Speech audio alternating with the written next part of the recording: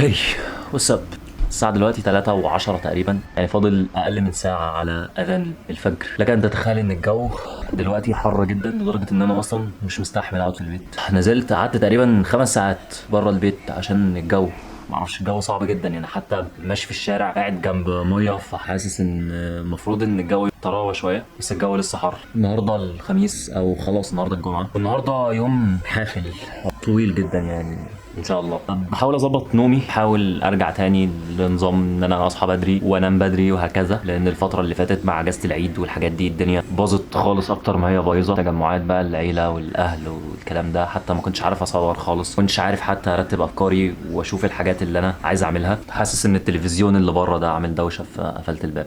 عموما دلوقتي انا نازل رايح اقابل واحد صاحبي، هو اكبر مني بسنه وزميلي في الكليه، حرفيا من العقليات الفذه يعني. ممكن وقت ما ينزل فلوج ده تكونوا عرفتوه من الفلوجز اللي فاتت. عمر خالد، عمر من الناس المبدعه بجد اللي انا بتعلم منها، والناس المتواضعه جدا يعني. نازلين نتكلم شويه كده بخصوص شويه كورسات عايزين ناخدها، يعني بنحاول ان احنا نطور من نفسنا بقى في الاجازه. هو كمان قال ان انا عايز اقابلك وكده، فهننزل نتقابل ونشوف ايه الدنيا. بعد كده الصبح هقابل حد، خليها مفاجأة. بعد كده هرجع احاول ان انا افضل مطبق اليوم كله، امنتج فلوج او حاجة من الفلوجات القديمة، بحيث ان انا احاول ان انا اظبط نومي، لان خلاص الاسبوع اللي جاي عايزين نبدأ بقى نبطل كسل ونبطل التقاعس بتاع الفترة اللي فاتت دي، ونبدأ نشوف ورانا ايه بقى. اوكي، مش ناسي حاجة ان شاء الله.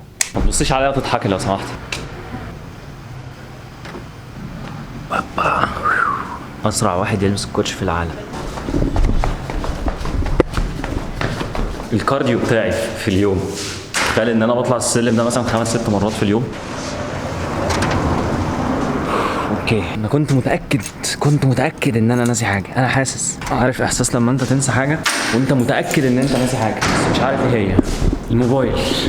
الموبايل فكره ان احنا بقينا خلاص منورماليزين نقولها ازاي؟ اتس نورماليزد ان احنا خلاص يعني بقينا متابعين بعض في الموبايل، اللي هو انت فين وانا في الطريق، طب انا قدامي مش عارف كذا، طب انا بتاع. مش قادر اتخيل ان انا في فتره 3 شهور مش معايا موبايل حرفيا، ولا حتى الموبايل الزراير الصغير. كنت بتفق مع زمايلي ازاي ان انا اشوفهم، ايوه السلام عليكم ان شاء الله الساعه كذا بالظبط هبقى موجود في المكان الفلاني. تخيل بقى ان يحصل موقف او الشخص اللي انت متفق معاه ما يعرفش يجي، او انت يحصل لك حاجه في الطريق. دي سلبيات الموضوع. هذا اللعيب عمر رن عليا يعني وصل. ماشي، انا نازل على السلم 5 دقايق هبقى عندك ان شاء الله. في حاجات دايما تبقى انت مش عامل حسابها، طبيعه شخصيتي ما بتحبش ان الموقف ده يحصل، بس بيبقى في حاجات غصب عنك. عشان كده دايما حاول ان انت تقدم ساعتك 5 دقايق 10 دقايق.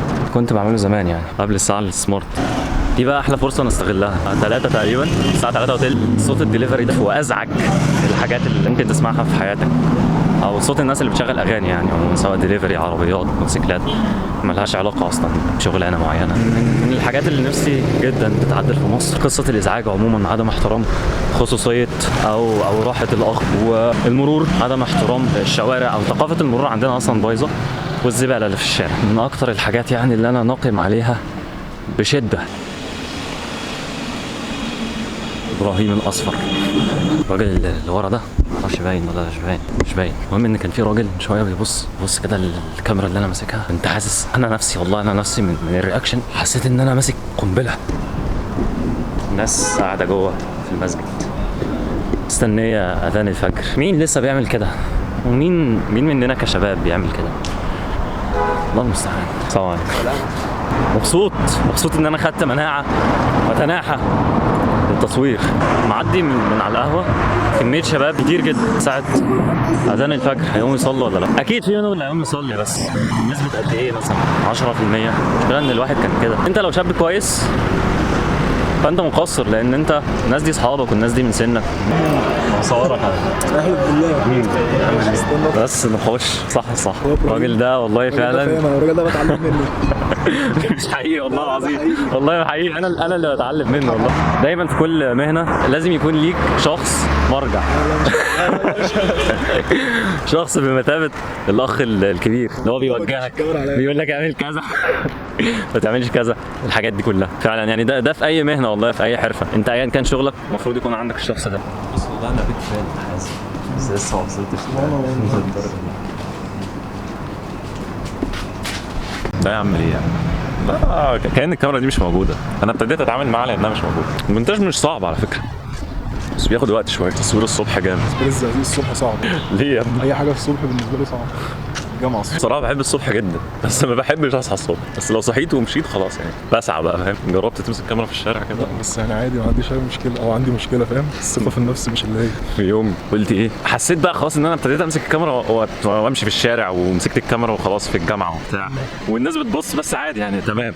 بس في الاول وفي الاخر هو كوميونتي صغير. ما قابلتش موقف مثلا حصل معايا، ما قابلتش واحد متنمر كاميرا ونازل الفيلل بالليل يوم خميس. والله كنت بذاكر، فرحت واخد الكاميرا وقلت يلا ومشيت وفضلت اتكلم وبتاع، فاهم؟ وما شغلتش بالي بقى مين بيبص مين ما بيبصش. بس لقيت الموقف عادي يعني عدى. بجد والله؟ اه والله. فالفكره ان انت اللي انت خايف منه اعمله صح يا عمر. انت ليه وقفت؟ طيب هتركب من هنا؟ المفروض ما ننزل. اركب. يلا توكل على الله. هو في المنصوره؟ يلا قشطه. عايز حاجه باذن الله. ماشي يا حبيبي، هو يلف لك بقى. السلام عليكم. غالي نايس جميل. مش عارف، حاسس ان المنطقه هنا صعب ان انا اصور فيها، بس قشطه يعني. لا النور جاي كده ماشي. هي البيئه ان انا ما ابتديتش احب طب الاسنان خالص الا لما حسيت ان انا، اعوذ بالله من كلمه انا، بس حسيت ان انا الى حد ما ابتديت افهم اللي انا بعمله او اطبق اللي انا بعمله، او واحد صاحبي يسالني عن حاجه هو ما كانش فاهمها وانا فاهمها، فابتدي اوصلها له او اساعده في الحاله بتاعته او اقترح عليه حاجه. هنا ابتديت احس، هو بيبص فانا ببص، هنا بقى ابتديت احس ان انا حابب المجال اللي انا فيه. وده على فكره ما حصلش بين يوم وليله. هي دي الفكره اللي احنا كنا عمالين نتحاور عليها او نتكلم عليها انا وعمر. الفكره ان انت مش هتعرف توصل لحاجه غير لما تتعب شويه، او مش هتحب اصلا المجال اللي انت فيه غير لما تتعب وتتفوق فيه الى حد ما. مش لازم تكون اشطر واحد فيه، بس تكون من المتفوقين فيه، تكون عارف تعمل اللي انت بتدرسه او عارف تعمل الاساسيات بتاعته صح من غير ما تاثر فيها، من غير ما تكروت فيها. هنا فعلا هتحس ان انت بتحبه، هنا فعلا هيتبص لك على ان انت متفوق. مش لازم كمان تبقى مبدع، الفكره ان انت تبقى شاطر.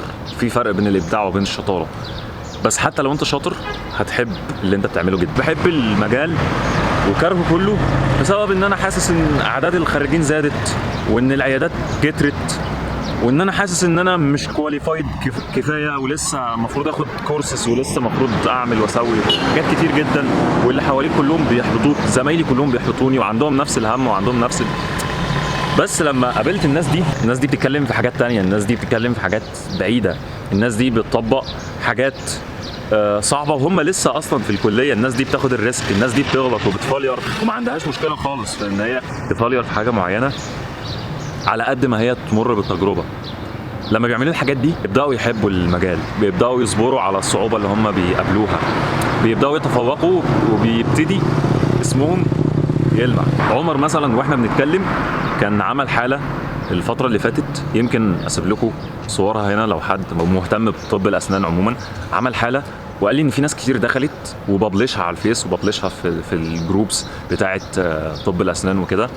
فالحاله دي فايرالت، كان الناس وهم بيكلموه وبيقولوا له تسلم ايدك وبتاع، والحاله جميله وحلوه الفكره، حلوه خطه العلاج اللي انت عملتها. وناس تانية ابتدت تبعت له الحالات بتاعتها ياخدوا رايه فيها، وهم اصلا ما يعرفوش ان عمر طالب في سنه 5 يعني، حتى لسه ما اتخرجش، لسه حتى ما عداش على فتره امتيازه. اللهم بارك يعني، بسم الله ما شاء الله. اجتهد ده راجل، بحث ده راجل، خد اراء الناس اللي قبل منه او الناس الشاطره فوجهوه ان هو يعمل حاجه معينه، عملها فعلا. ومش شرط كل تجربه عملها كانت صح، في حاجات كتير عملها فليرت. هو بيقول لي كده. انا النهارده بعد النقاش اللي انا خدته مع عمر، وبعد الحاجات اللي هو وريها لي والكلام اللي احنا اتكلمنا فيه مع بعض، وابتديت ان انا اعرفه على حاجات وهو يعرفني على حاجات، في معرفه متبادله، في مساحه مشتركه من طموح او ان احنا عايزين نعمل حاجه. فالنهارده حاسس ان انا متفائل، وده احساس انا ما بحسوش دايما. انا نفس شخصيتي مش متفائله، بس فكره ان انا عملت ايه، انا غيرت بيئه. بس بدل ما انا حواليا ناس زمايلي كل همهم ان بقى في صعوبات كتير في مهنتنا وفي كاريرنا وتحديات كتيره وحاجات زي كده، بس مين مهتم فيهم ان هو ينقل نفسه نقله محترمه؟ مين مهتم فيهم ان هو يخلي نفسه انسان مختلف، فيبقى الطلب عليه زايد، يبقى عنده حته قليل زيه اللي بيعملها. وهنا هتيجي فكره الشغف. لكن عمالين نتكلم في فكره ان احنا هنحب ويبقى عندنا شغف والحاجات دي كلها، واحنا ما جربناش. الفكره دي مش عادله كفايه. اعتقد ان احنا لازم نجرب الاول وبعدين نحكم على الامور، نجرب كمان حاجات كتير جدا عشان نقدر نكتشف فعلا ايه اللي احنا بنحبه. الشباب اللي هناك دول معرفش باينين ولا لا، بس دول بيلعبوا بالعجل. احنا بقى كنا بنتكلم في فكره البيئه، رحت اتعرفت عليهم وبتاع، وعرفت ان هم بينزلوا كل جمعه. ما كنتش اعرف ان هي موجوده في الزقازيق يعني، او ما كنتش بحاول بصراحه ان انا اعرف ان في حاجه موجوده او في حاجه انا انترست بيها موجوده في الكوميونتي اللي حواليا ولا لا. بس لقيتهم يعني بينزلوا كل جمعه ما شاء الله، بيسافروا وبيعملوا حاجات جامده. فانت دايما بتدور على اللي شبهك، وهم برضو بيدوروا عليك. هم مستنيين ان حد ينضم لهم، مستنيين ان حد يشجعهم على فكره السفر ويقترح عليهم ان هم يروحوا مثلا اماكن معينه وحاجات زي كده، وعايزين حد بيصور عشان يببلشوا الفكره او يعرفوا الناس ان في ناس بتركب عجل وحاجات زي كده وبيتجمعوا فين. فالفكره بقى ترجعنا لحته البيئه، ان في ناس كويسه حواليك، بس انت اللي محتاج تدعبس شويه لحد ما تلاقيهم.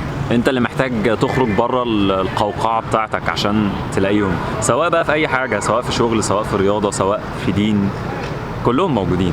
بس انت اللي لازم تتعب شويه، تاخد خطوتين بس. واصبر نفسك مع الذين يدعون ربهم بالغداة والعشي يريدون وجهه، ولا تعد عيناك عنهم تريد زينة الحياة الدنيا، ولا تطع من أغفلنا قلبه عن ذكرنا واتبع هواه وكان أمره فرطا.